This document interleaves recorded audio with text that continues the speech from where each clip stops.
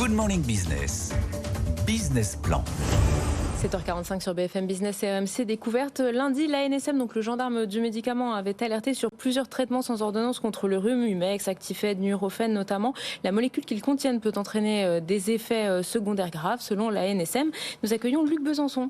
Bonjour. Bonjour. Délégué général de l'ANRS. Alors vous représentez les laboratoires qui produisent notamment ce type de médicaments. Et alors vous jugez cette communication de l'ANSM prématurée et alarmiste. Pourquoi ?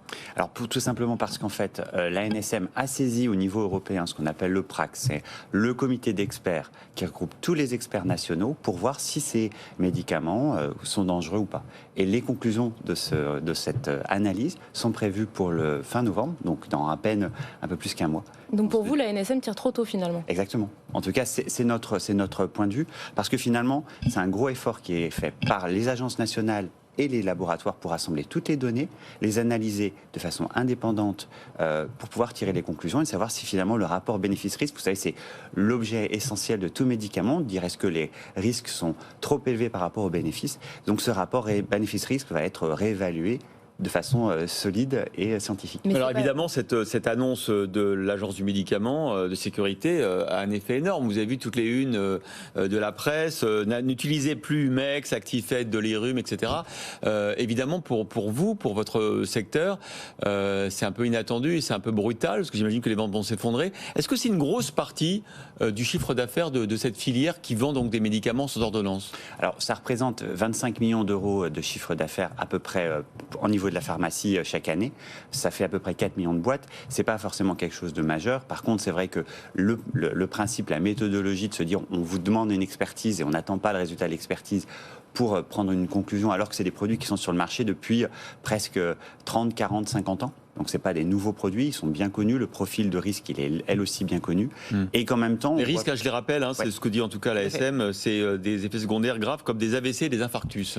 Qui sont en particulier sur des personnes qui ont déjà eu des antécédents. Donc c'est pour ça que pour nous, l'objet aussi en tant que laboratoire, c'est de rappeler si vous avez eu des antécédents d'AVC, si vous avez des problèmes cardiaques ou que vous allaitez, vous êtes une maman qui allaite, ne prenez pas ces médicaments, ça fait partie des contre-indications qu'il faut absolument respecter. Mais c'est pas la première fois que la NSM alerte sur ce type de médicaments. Il y avait déjà eu une alerte en 2021. Est-ce que ça a modifié justement la consommation ? Est-ce que les gens, depuis 2 ans, en achètent moins en France ? Alors, je ne suis pas sûr que ce soit uniquement lié à l'alerte. Avec la NSM, depuis 2020, on a travaillé pour améliorer la dispensation des pharmaciens. On leur envoie chaque année des sortes de bonnes pratiques, des guidelines qui viennent définir et rappeler aux pharmaciens les conditions d'une dispensation et d'éviter de dispenser sur des personnes qui sont, comme je vous ai dit, avec un antécédent d'AVC. Donc même si c'est sans ordonnance, de poser les bonnes questions, toujours, quel est le traitement, etc.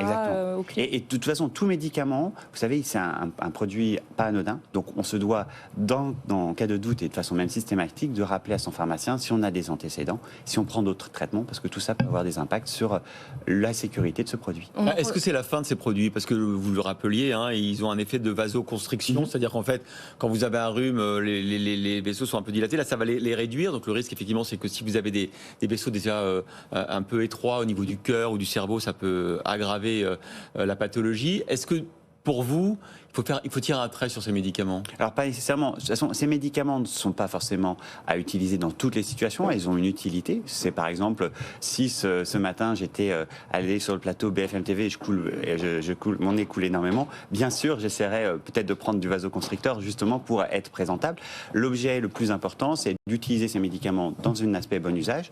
En presque 12 ans, on a diminué par 4 la consommation de ces produits, notamment parce que, en tout cas c'est comme ça qu'on l'estime, on les utilise de façon beaucoup plus appropriée et aussi en évitant tous les problèmes que je vous ai cités précédemment qui sont contre-indiqués. Dernière question, il y a tout ce débat en ce moment sur évidemment les coupes-faim qui sont issus de médicaments contre le diabète. Évidemment, vous n'êtes pas concerné parce qu'ils sont vendus en tout cas en France et en Europe avec des ordonnances. Est-ce que vous rêvez de pouvoir vendre des coupes-faim sans ordonnance ? Alors, je ne suis pas sûr que ça fasse partie des objectifs principaux. Et puis, vous savez que sur le médicament sans ordonnance, les conditions qui peuvent être traitées sont définies comme par la NSM. Et en fait, ces coupes-faim, ou en tout cas ces pertes de poids, ne font pas partie des conditions qui peuvent être actuellement traitées par des médicaments sans ordonnance. Merci beaucoup, Luc Besançon, délégué général de NERES, d'avoir été notre invité.